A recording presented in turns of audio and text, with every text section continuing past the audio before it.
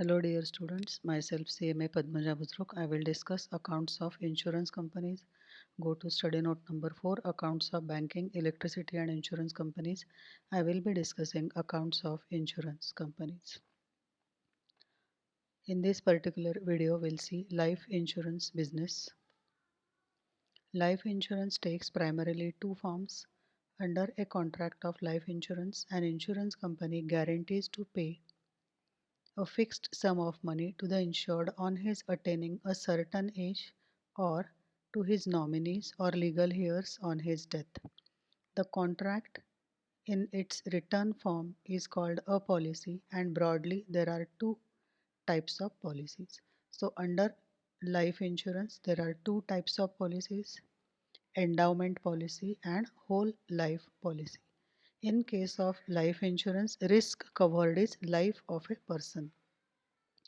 In case of endowment policy, the insured obtains a specified sum in the event of the insured obtaining a specified age, or to the family or to his nominee or heirs in case the insured dies before attaining specified age. So the person who has taken endowment policy, he gets the sum assured after attaining a specified age.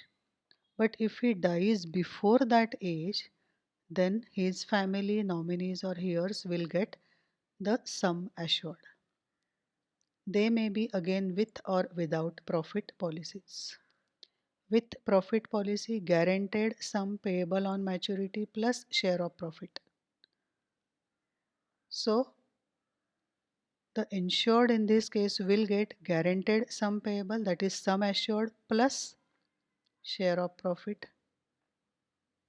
Without profit policy, only guaranteed sum payable on maturity, that is only sum assured will be received by insured. He will not get any share of profit. Whereas in case of whole life policy, the family of the insured, to be exact, the nominee mentioned in the policy receives a specified sum on the death of insured. Under whole life policy, the insured does not get the amount during his lifetime. That is, the person who has taken insurance policy, he does not get the sum assured. The name itself tells whole life policy. On his death only, his family members, legal heirs or nominees will get the sum assured, that is amount of policy. The amount is paid only to his nominees or heirs on his death. The premium would be less in case of whole life policies compared to endowment policies for the insured of the same age. Life insurance company ascertains the profit once in 2 years. 95% of such profits are distributed to policyholders as bonus. Such bonus is to be credited only to with profit policies. Just now we have seen policies are of two types: with profit policies and without profit policies. Profit will be distributed to policyholders as bonus, but only to with profit policies. And 95% of profits are distributed to policyholders who are having with profit policies. The holders of without profit policies have no right to the bonus. Naturally, the premium is comparatively less in case of without profit policies than in case of with profit policies. Annuity business. Life insurance companies also do annuity business. Annuity refers to fixed annual payment made by insurance company to the insured on his attaining specified age. So this is just like pension. Every year the person will get payment, annual payment from insurance companies. Insured deposits lump sum amount by way of consideration for annuity granted. So here the insured deposits a lump sum amount, huge amount, and after attaining specified age he starts getting annual payment. This is a method under which The person purchasing the annuity receives back his money with interest. Annuity paid represents an expenditure of life insurance business, and the consideration received for annuities is an item of income. So, whenever the insured deposits lump sum amount with insurance company for getting annual payment in future, whatever he deposits is income. But whenever he gets annually every year the amount from insurance company after specified age, that is expenditure of insurance business. Surrender value.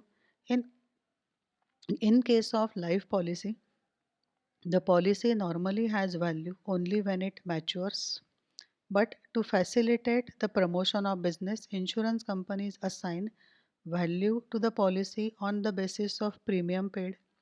Insurance companies will be prepared to pay such value on the surrender of policy by a needy policyholder desiring to realize the policy. Therefore, the value is referred to as surrender value. Surrender value is usually nil until at least two annual premiums are paid. Amount paid as surrender value is an expenditure and is similar to claim paid. So whenever insurance companies pays surrender value, it is expenditure of insurance companies. If the policyholder feels that he does not have money to pay premium, he can surrender his policy and get money, that is surrender value, from the insurance companies. But usually the surrender value is nil until at least two annual premiums are paid. Paid up policy. A policyholder who has difficulty in paying the premium may be allowed an option to get the policy paid up. In such a case, the policyholder is relieved from the obligation of paying off the rest of premium, but he will not get the full value of policy, which is calculated as follows. Paid up value is equal to sum assured into number of premium paid divided by total number of premiums payable. The amount paid on maturity in respect of paid up policies is included in the amount of claim. So paid up policies is also to be included in the amount of claim. It is expenditure of insurance companies. Now supposing if the person who has taken insurance policy, he finds it difficult to pay the premium, if he is having financial difficulties, then he may be allowed an option to get policy paid up. That means he will stop paying the premium, but he will receive the sum assured only when it gets matured, depending upon which type of policy he has taken, whole life policy or endowment policy. But he will not get the entire sum assured because he has stopped paying the premium. On maturity, which amount he will get is to be calculated using the formula, and that value is known as paid up value. Bonus. It is nothing but the share of profit which is payable by insurance company to policyholders. Bonus may be of three types. Cash bonus. It is paid to policyholders in cash when the valuation balance sheet is prepared. Reversionary bonus. It is added to the policy amount and is paid together with policy amount when matured for payment. Cash bonuses. Policyholders will get bonus in cash when valuation balance sheet is prepared.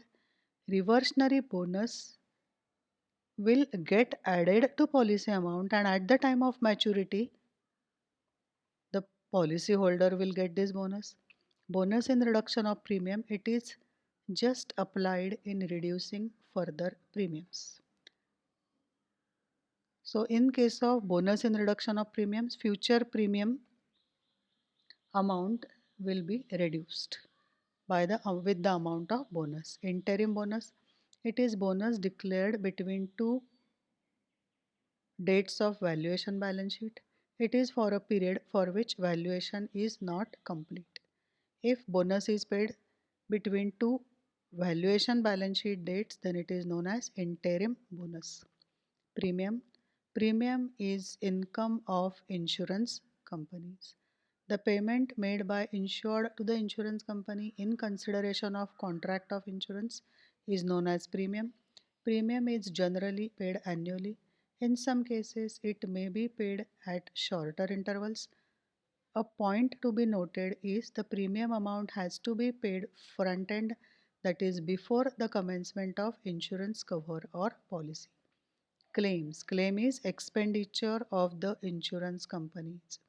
A claim occurs when any policy falls due for payment. In case of life insurance, it arises on death in case of whole life policy or on maturity in case of endowment policy.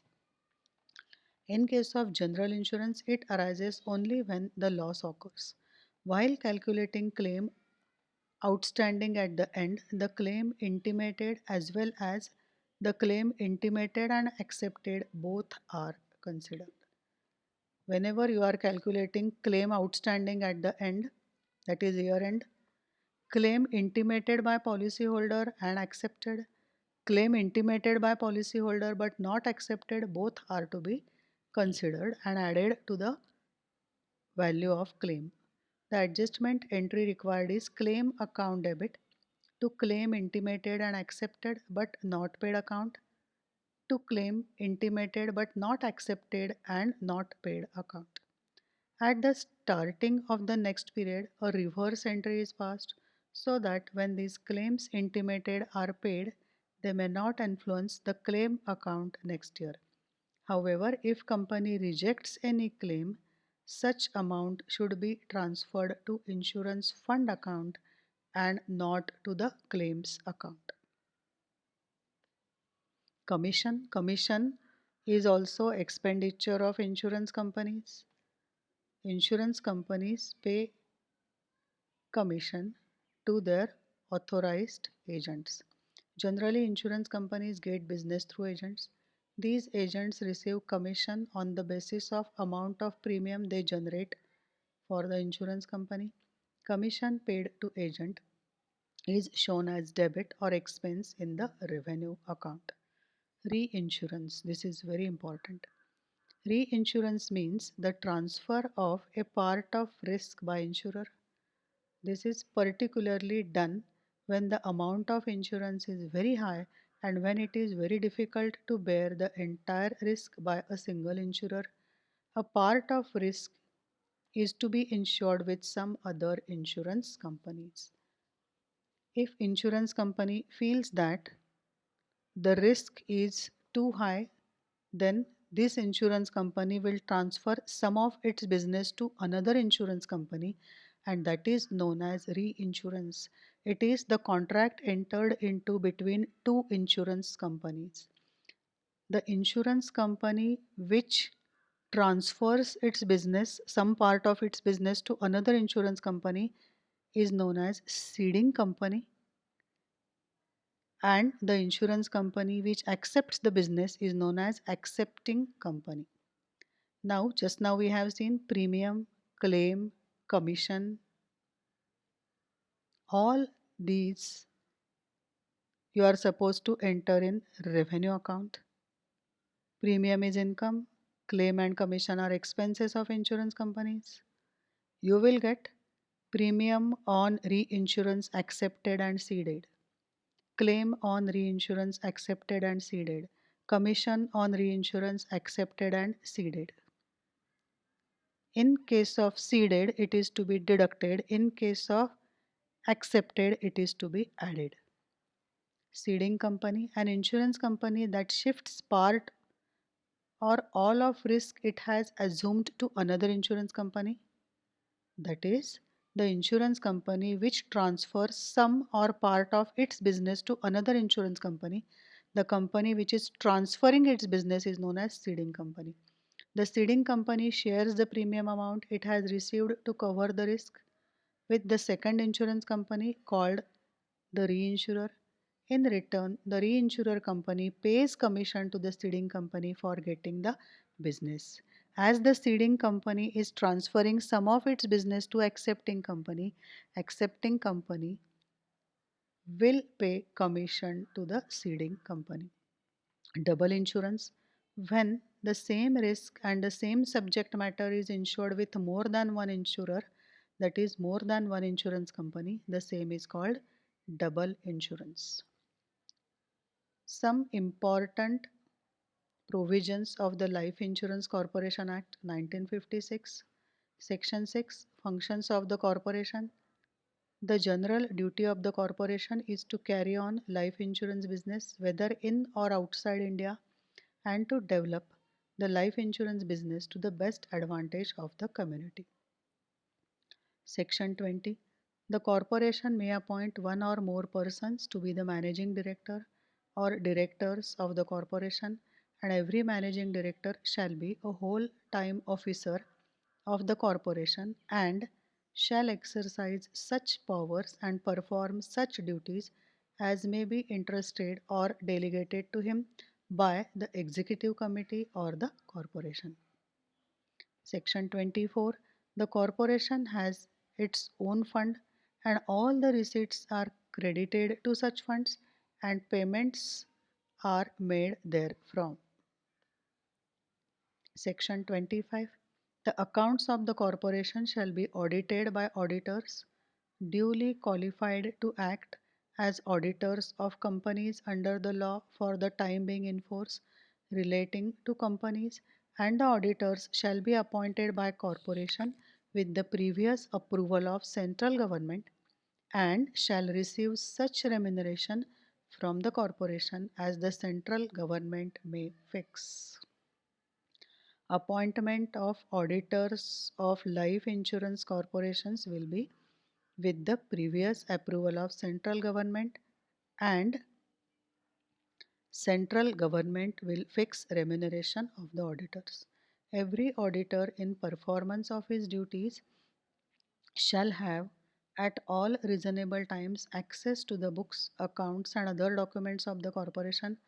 The auditors shall submit their report to the corporation and shall also forward a copy of their report to the central government. Central government is entitled to get audit report.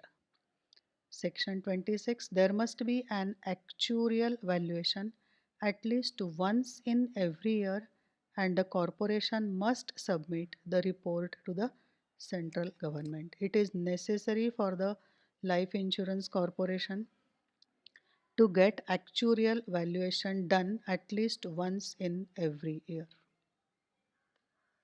Section 27. At the end of each financial year, the corporation is required to prepare and submit a report to the central government giving an account of its activities during the previous financial year and also an account of planned activities for the next financial year. Section 28.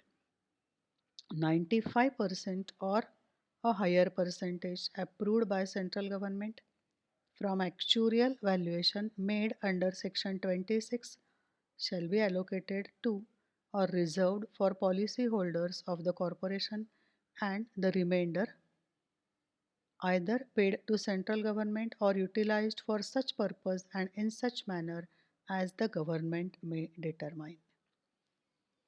95% from the actuarial valuation is allocated to policyholders and the remaining will be paid to central government or it is to be used in a manner which is determined by central government. In this particular video we have seen life insurance business, endowment policy and whole life policy, annuity, surrender value, paid up policy, bonus, premium, claim and commission, reinsurance and double insurance, and important provisions of Life Insurance Corporation Act 1956. Thank you.